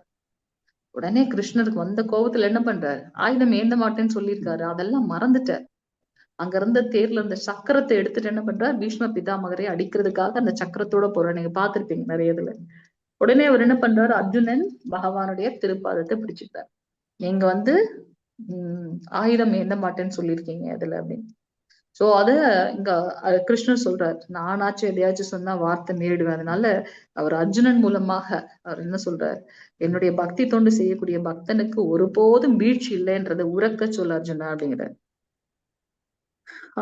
அதனால பகவானுடைய பக்தர்களை யாராலும் வெற்றி கொள்ள முடியாது. மற்றவர்கள் ஆஹ் வெற்றி கொள்ளப்படுகின்றார்கள். வெற்றி கொள்ளப்படுதல் என்றால் இந்த மனித உடல் பெற்ற பிறகு பிறப்பு இறப்பு சிக்கல்கள் இருந்து ஒருவன் வெளிவருவதே கிடையாது. அதனால் அவன் தனது அரிய பொன்னான வாய்ப்பினை இழக்கின்றான் என்று பொருளாகும். சோ மனித பிறப்பு அரிது அரிது, மானிடராய் பிறத்தல் அரிது. சோ இந்த பிறப்புல இருந்து நாம வெளியில வரணும் அப்படின்னாக்கா பக்தி தொண்டு பண்ணணும். ஜட இயற்கை விதிகளால் தான் எங்கே தூக்கி எறியப்பட்டிருக்கின்றோம் என்பதை அம்மனிதன் அறிவதில்லை. இந்த 3 குணங்களோட தன்மை நாம எங்க இருக்கோன்றத அவங்களால புரிஞ்சுக்க முடியல. ஒருவேளை ஒருவன் இந்த மனித வடிவம் பெற்ற வாழ்வில் கிருஷ்ண உணர்வில் வளர்ச்சி பெறவில்லை என்றால் அந்த 84 லட்சம் உயிரினங்களிடையே பிறப்பு இறப்பு எனும் சுழற்சியில தூக்கி எறியப்படுகின்றான். நமக்கு வந்து பகவானுடைய அதீதமான கருணை, பக்தியோட டேஸ்ட் நமக்கு கிடைச்சிருக்குதை நம்ம விடவே கூடாது இல்லையா? அதுதான் அவனுடைய ஆன்மீக அடையாளமும் தொலைந்து போய்விடும். அந்த எப்ப நான் பௌதிகமான விஷயத்துல நாட்டம் கொள்கின்றேன் அல்லது கிருஷ்ண உணர்வு இல்லாம இருக்கணும், அப்ப இந்த 84 லட்சம் பிறப்பு இறப்பு சுழற்சியில மூழ்கடிக்கப்படுறேன். ஒருவன் தான் செடியாக, கொடியாக, விலங்காக, பறவையாக இதில் எதுவாக பிறக்க போகிறோம் என்பதை அறிவதில்லை. நமக்கு தெரியாது இல்லையா? ஏன்னா பிறப்பெடுப்பதற்கு ஏராளமான உயிரினங்கள் இருக்கின்றன. நமது உண்மையான கிருஷ்ண உணர்வை மீட்டு எழச் செய்ய வேண்டும் என்னும் ரூப கோஸ்வாமி பரிந்துரையானது ஏதோ ஒரு வழியில் நாம் நமது மனங்களை கிருஷ்ணரிடம் உறுதியாக நிலை பெறச் செய்து அதன் காரணமாக மரணத்தை கண்டு அஞ்சாதிருக்கலாம். மரணத்தை பார்த்து நமக்கு பயம் என்பதே இருக்கக்கூடாது. அதனால கிருஷ்ண உணர்வுல நாம உறுதியாக இருக்க வேண்டும் அப்படின்றத நம்ம இங்க பார்க்கலாம். மரணத்திற்கு பிறகு நமது போக்கிடம் என்ன என்பதை அறிய மாட்டோம். உண்மைதான், நமக்கு தெரியாது. நாம் முற்றிலும் ஜட இயற்கை விதிகளின் கட்டுப்பாட்டுல கீழே இருக்கும். சத்துவகுணம், ரஜகுணம், தமோகுணத்தில். சோ இறந்ததுக்கு அப்புறம் என்ன நடக்கும்ன்றது நமக்கு தெரியாது. சோ முழுமுதற் கடவுளான கிருஷ்ணன் மட்டுமே ஜட இயற்கை விதிகளை கட்டுப்படுத்துபவராக இருக்கார். நாம் கிருஷ்ண உணர்வை மனப்பூர்வமாக சரணடைந்தால் பல்வேறு உயிரினங்களிடையே பிறக்க வைக்கும் பிறப்பு சுழற்சியில் மீண்டும் தூக்கி எறியப்படுவோம் என்று அச்சம் இருப்பதில்லை. சோ கிருஷ்ண உணர்வுல இருந்தோம் அப்படின்னா இந்த பிறப்பு இறப்புன்ற சுழற்சியில இருந்து நாம விடுபட்டு இருக்கலாம் அப்படின்றத இங்க நேரடியா சொல்றேன். நேர்மையான பக்தன் நிச்சயம் கிருஷ்ணன் உறைவிடத்திற்கு செல்கின்றான் என்று பகவத்கீதையில் உறுதி செய்யப்பட்டுள்ளது. மரணிக்கும் தருவாயில் என்னுடைய பிறப்பும் என்னுடைய செயல்களும் திவ்யமானதுன்றதை யாரு உணர்றாங்களோ அவங்க என்னுடைய லோகத்துக்கு வராங்கன்னு சொல்றாரு. பத்ம புராணத்திலும் கூட இத சொல்லப்பட்டிருக்கு, வலியுறுத்தி சொல்லப்பட்டிருக்கு. என்ன, ஒருவன் எப்போதும் பகவான் விஷ்ணுவை சிந்தித்தல் வேண்டும். யதா சம்புன்னு சொல்றோம். சோ சிவபெருமான் எப்பவும் பகவானை வந்து நினைச்சுட்டே இருக்காரு. இதுவே தியானம் அல்லது கிருஷ்ணரை எப்போதும் சிந்தித்தல் என்று அழைக்கப்படுகின்றது. அஷ்டாங்க யோகிகளுக்கு தான் தியானம் வந்து அந்த 9, 8 நிலைகள் அப்படின்னு பார்க்கிறோம். நமக்கு தியானம் என்ன, எப்பவும் கிருஷ்ண உணர்வுல நம்மளோட செயல்களை செய்யுது. விஷ்ணுவோட மனதின் நிலை பெறச் செய்து ஒருவன் தியானம் செய்ய வேண்டும். பத்ம புராணம் தியானத்தின் மூலம் ஒருவன் எப்போதும் மனதினை விஷ்ணுவின் வடிவத்தில் நிலைநிறுத்தி அவரை ஒரு கணம் கூட மறவாது இருக்க வேண்டும் என்று பரிந்துரை செய்கிறது. இந்த மாதிரியான உணர்வு நிலை சமாதி எனப்படுகின்றது. சமாதினா என்ன அப்படின்னா எப்பவும் சர்வமயமாக இருக்கு, எப்பவும் பகவானை பத்தியே நினைச்சுட்டு இருக்கிறது. அதுதான் வந்து உண்மையான சமாதி. விஷ்ணுவை அல்லது கிருஷ்ணரை நாம் தொடர்ந்து சிந்திக்குமாறு நமது வாழ்வினை நாம் செப்பனிட்டு கொள்ள எப்போதும் எழுதல் வேண்டும். என்னோட வாழ்க்கைய ரொம்ப அதீதமான பௌதிகமான பற்று வேண்டாம், நிறைய காசுன்னு அது பின்னாடி ஓட வேண்டாம். நம்ம லைஃப் ரன் பண்றதுக்கு ஏதோ வருமானம், ஓகே. அதே சமயத்துல அந்த இதுலயும் நம்ம வந்து கிருஷ்ண உணர்வை எப்படி வளர்த்துக்கணும்னு பார்க்கணும். ரொம்ப பௌதிகமான விஷயங்களுக்கு பின்னாடி போனோம்னா நமக்கு இருக்கிற நிம்மதியும் போயிடும். அதுக்கப்புறம் அதனுடைய பலனை வேற நம்ம அனுபவிக்கிறோம். அதனால என்ன நம்ம நிலையில இருக்கோமோ அது பகவானுடைய கைங்கரியம், பகவானுடைய கருணை அப்படின்றத எடுத்துட்டு நமக்கு இட்ட செயல்களை அவருடைய கைங்கரியமாக நம்ம செய்யணும் அப்படின்றத நம்ம பார்க்கலாம். ஒருவன் தனது மனதில் 4 கரமுடைய விஷ்ணு வடிவத்தை சிந்தித்தலும் 2 கரமுடைய கிருஷ்ணர் வடிவத்தை சிந்தித்தாலும் ரெண்டும் ஒண்ணுதான். நீங்க 4 கை ரூபம் உள்ள விஷ்ணுவ தியானம் செஞ்சாலும் சரி, இல்ல 2 கை ரூபம் கொண்ட கிருஷ்ணரை தியானம் செஞ்சாலும் சரி, சோ பகவான் தான் பார்க்கணும். எவ்வாறேனும் ஒரு வழியில் எப்போதும் விஷ்ணுவை சிந்தியுங்கள், எந்த சூழ்நிலையும் அவரை மறவாதீர்கள். இதுதான் சொன்னார் இல்லையா பிரபுபாதர். Always remember Krishna, never forget கிருஷ்ணான்னு சொல்றார். உண்மையில் இதுவே ஒழுங்குமுறை விதிகள் அனைத்திலும் மிகவும் அடிப்படையானது. எப்பவும் கிருஷ்ண உணவில் இருக்குது. ஒரு உயர் அதிகாரியிடமிருந்து ஒரு கட்டளை பிறப்பிக்கப்பட்டால் அதே சமயம் ஒரு தடை உத்தரவும் பிறப்பிக்கப்படும். ஒருவன் எப்போதும் கிருஷ்ணரை சிந்தித்தல் வேண்டும் எனும் கட்டளை பிறப்பிக்கப்படும் பொழுது தடை உத்தரவாக இருப்பது அவரை ஒருபோதும் மறக்க கூடாது. டூஸ் அண்ட் டோன்ட்ஸ் ரெண்டுமே கொடுத்துருக்கு. என்ன டூஸ்? பகவானை எப்பவுமே நினைச்சுட்டே இருக்கணும். என்ன செய்யணும், என்ன செய்யக்கூடாது, அவரை எப்பவும் மறக்க கூடாது. இந்த எளிய கட்டளை மற்றும் தடை உத்தரவின் உள்ள எல்லா ஒழுங்குமுறை விதிகளும் முழுமை பெறுவதை காணலாம். இவ்வொழுங்கு முறை விதிகள் அனைத்து வர்ணத்தாருக்கும் அனைத்து வயதினருக்கும் பொருந்துவதாக இருக்கு. என்னென்ன 4 வர்ணங்கள் சொல்லுங்க பாக்கலாம். ஹரே கிருஷ்ணா. நானே பேசிட்டு இருக்கிறேன் ரொம்ப நேரமும். பிரபு அட்டெண்டன்ஸ் எடுத்துட்டீங்களா? இருக்கீங்களா? ஓகே ஓகே பிரபு. சொல்லுங்க என்னென்ன 4 வர்ணங்கள்? ஹரே கிருஷ்ணா. பிராமணர்கள், சத்திரியர்கள், சூத்திரர்கள், வைசியர்கள்.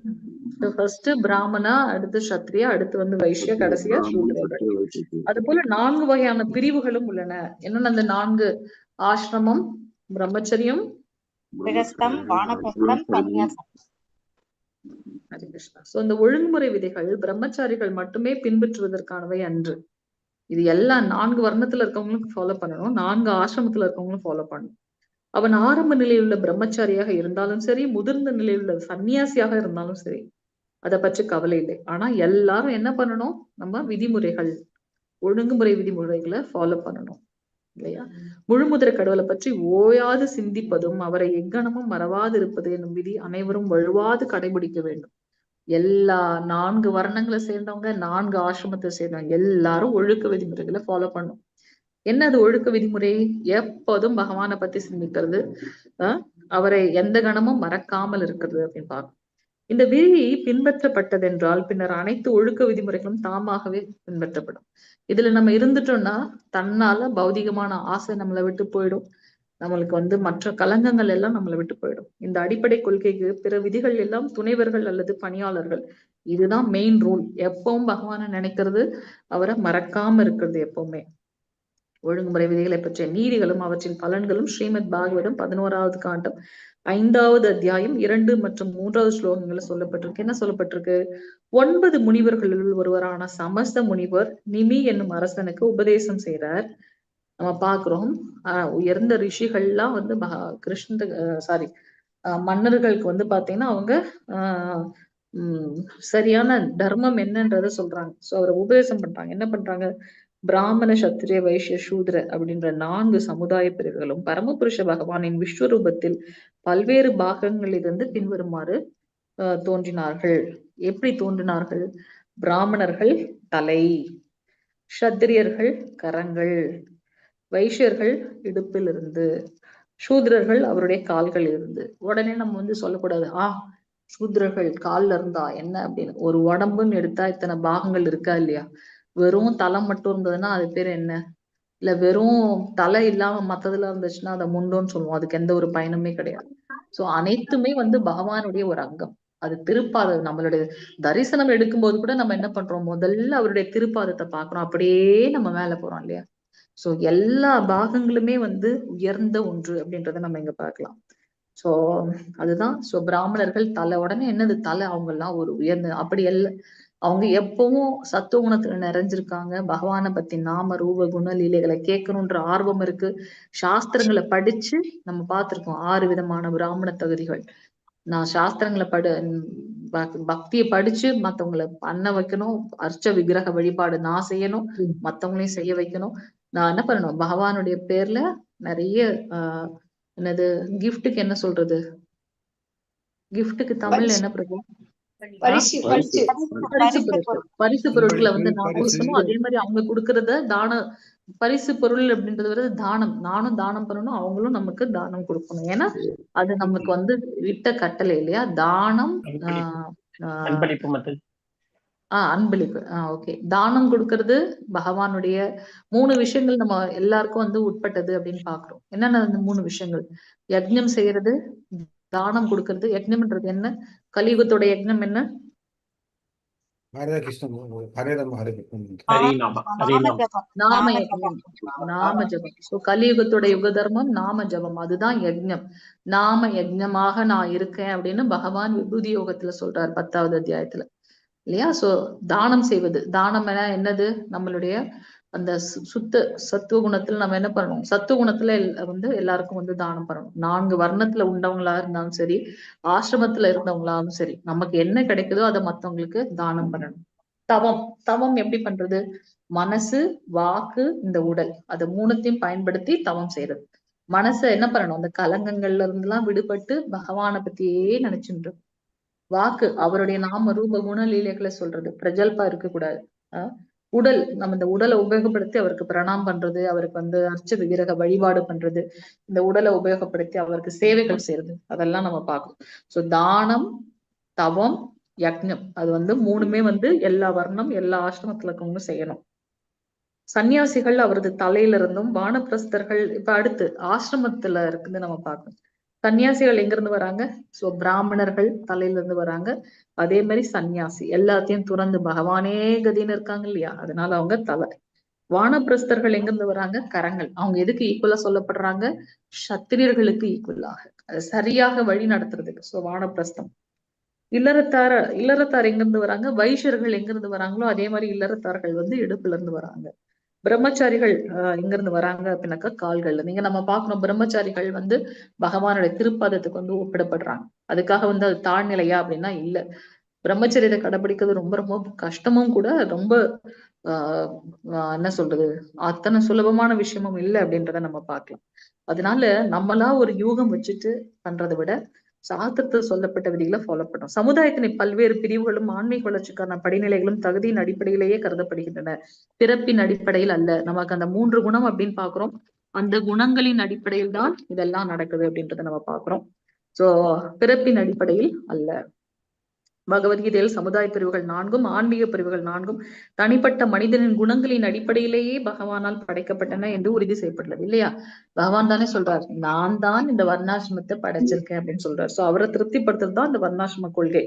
உடலின் பல்வேறு பாகங்கள் பல்வேறு செயல்களை உடையவையாக இருக்கின்றன. அது போல சமுதாய பிரிவுகளும் ஆன்மீக பிரிவுகளும் கூட தகுதி மற்றும் நிலைமையின் அடிப்படையில் பல்வேறு வகையான செயல்களை உடையவையாக இருக்கின்றன. சோ இந்த சமுதாயத்துக்கு தேவையான செயல்களை இந்த 4 வர்ணம் 4 ஆசிரமங்கள் செய்கின்றன அப்படின்றத நம்ம பார்க்கலாம். எப்படி உடல்ல வந்து பல்வேறு அங்கங்கள் இருந்தாலும் கை வந்து பிரசாதத்தை எடுத்து நமக்கு வாயில போடணும், வாய் வந்து அதை மெல்லணும், அதுக்கப்புறம் அந்த உணவு குழல் மூலமாக வயிற்றுக்குள்ள போய் பார்க்கணும். சோ நமக்கு எத்தனையோ அங்கங்கள் இருக்கு, ஒவ்வொன்றும் வந்து அதுக்கு உண்டான வேலையை செய்யுது. அது போல 4 வர்ணம் 4 ஆசிரமத்துல இருக்கவங்க அவங்கவுங்களுக்கு உண்டான செயல்களை செய்தாதான் இந்த மனித சமுதாயம் நிலை பெற்று போகும், இல்லைன்னா சண்டை சச்சரவுகள் நிறைந்ததாக மாறிடும்.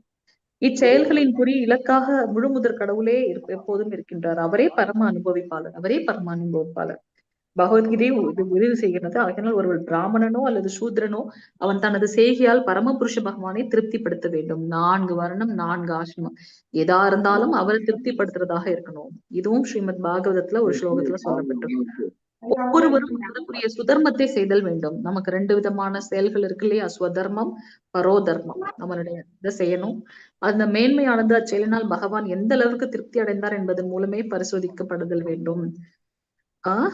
கட்டளை என்ன அப்படின்னாக்கா, ஒருவன் அவனது தகுதிக்கு ஏற்ப செயல்பட்டு அந்த செயல்களினால் அவன் முழுமுதற் கடவுளை திருப்திப்படுத்த வேண்டும். நம்ம என்ன நிலையில இருக்கோமோ அதுல இருந்து பகவானை திருப்திப்படுத்த முயற்சி பண்ணோம். அப்படி இல்லை அப்படின்னா நாம வீழ்ந்து விடுகின்றோம்.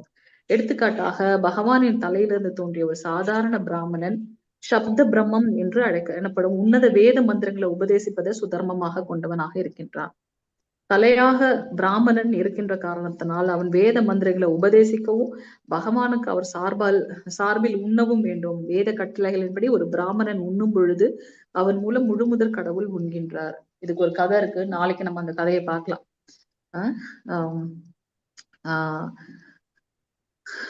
அடுத்தது, அதுக்காக பகவத்கீதை ஒரு பிராமணன் உலகுக்கு உபதேசிக்காது பகவானின் சார்பில் உண்ண மட்டும் வேண்டும் என்று பொருள் அல்ல.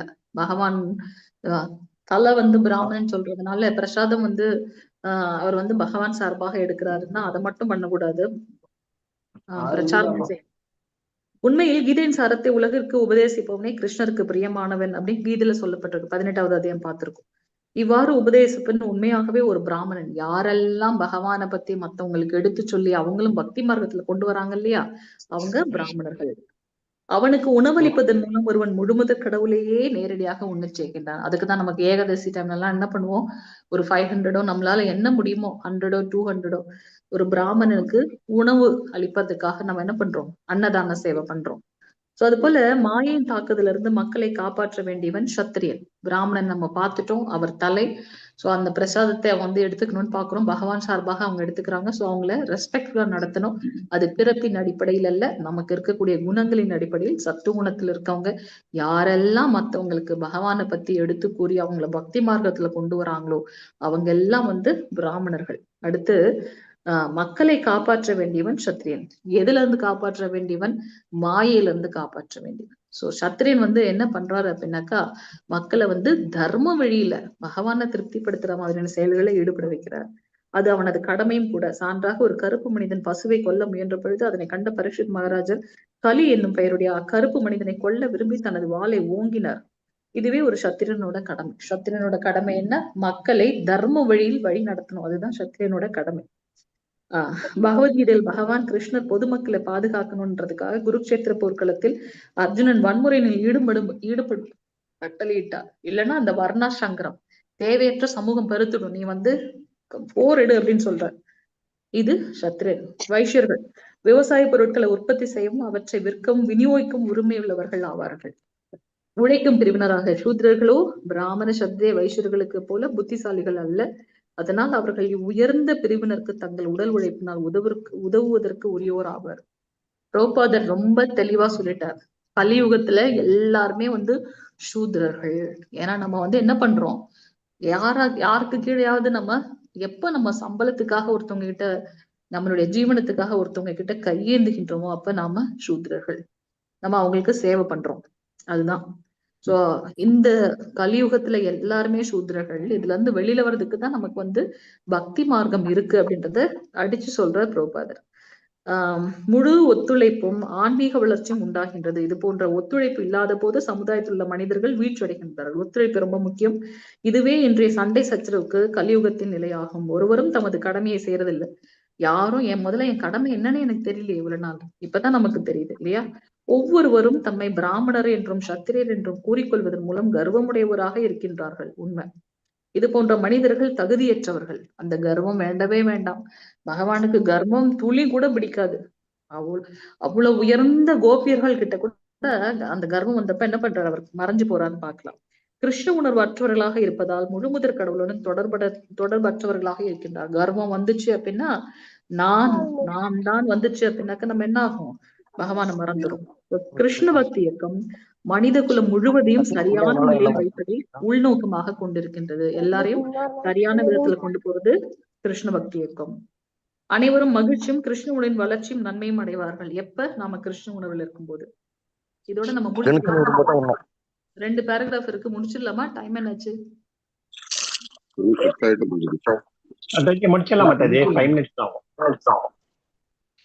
பகவான் கிருஷ்ணர் உத்தவருக்கு உபதேசிக்கல, சமுதாயம் மற்றும் ஆன்மீக பிரிவுகளை பின்பற்றுவதன் மூலம் ஒருவனால் முழுமுதற் கடவுளை திருப்திப்படுத்த முடியும்.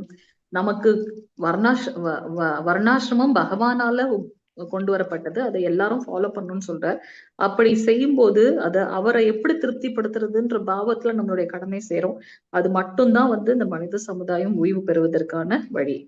தனது தேவைகளை அளவின்றியும் சிரமமின்றியும் பெறும் என்று கூறுகின்றார். முழுமுதற் கடவுளே அனைத்து உயிர்களையும் காக்கின்றார் என்பதனால் அவர் இப்படி சொல்றார். சமுதாயம் முழுவதும் தனக்கு உரிய கடமையை செய்து கிருஷ்ண உணர்வில் நிலை பெறுமானால் அதில் உள்ள அனைவரும் அமைதியுடனும் மகிழ்ச்சியுடனும் வாழ்வார்கள். எப்ப நம்ம கிருஷ்ண உணர்வுல செயல்களை செய்யறோமோ அப்ப மகிழ்ச்சியும் அமைதியும் இருக்கு என்பதில் கொஞ்சமும் ஐயமில்லை. வாழ்க்கை தேவைகளுக்கு அலைய நேரிடாவிடில் இப்பூ உலகமே வைகுண்டமாக சொர்க்கமாகிவிடும். உண்மை.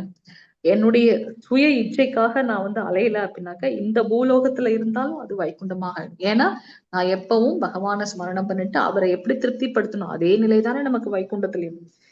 சோ ஆன்மீக உறைவிடமாகிவிடும். கடவுள் ராஜ்யத்திற்கு செல்லாமலேயே நாம ஸ்ரீமத் பாகவதத்தின் கட்டளைகளை பின்பற்றி கிருஷ்ண உணவு கடமைகளை நிறைவேற்றினால் மனித இனம் முழுவதும் எல்லா வகையிலும் மகிழ்ச்சி அடையும்.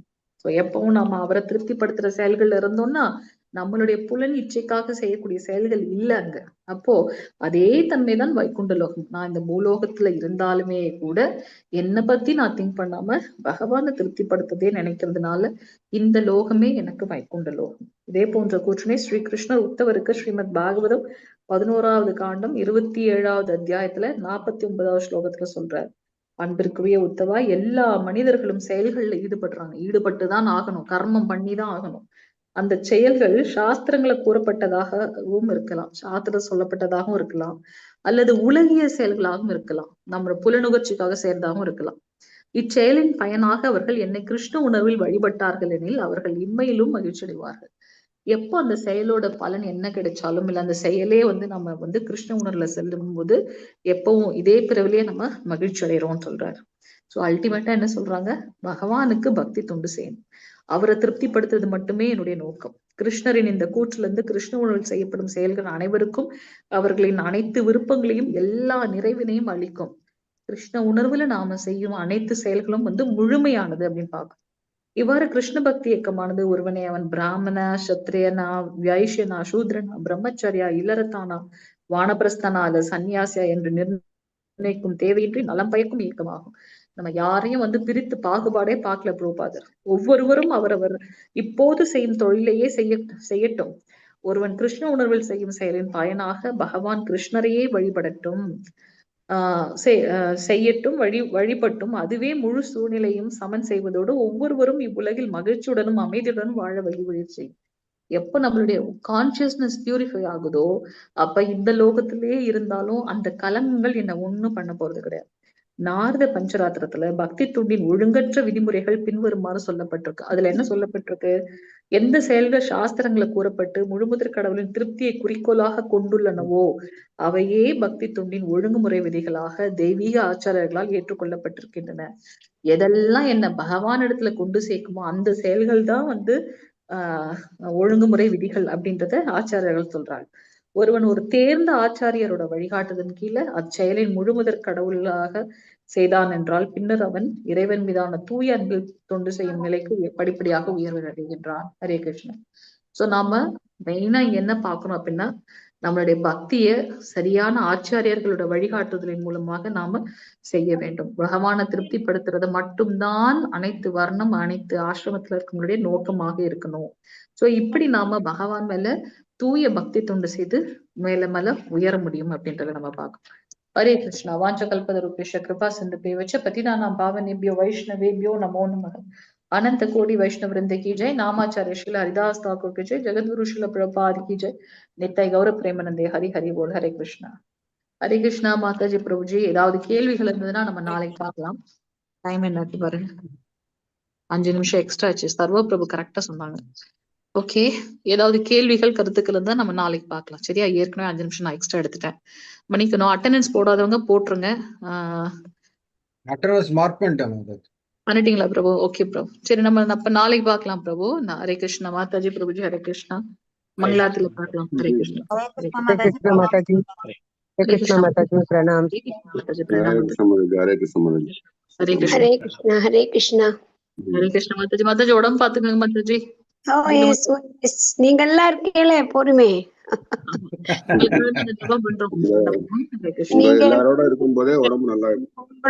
உங்களோட ஆசீர்வாதத்தாலதான் நானே வந்திருக்கேன், அவ்வளவுதான்.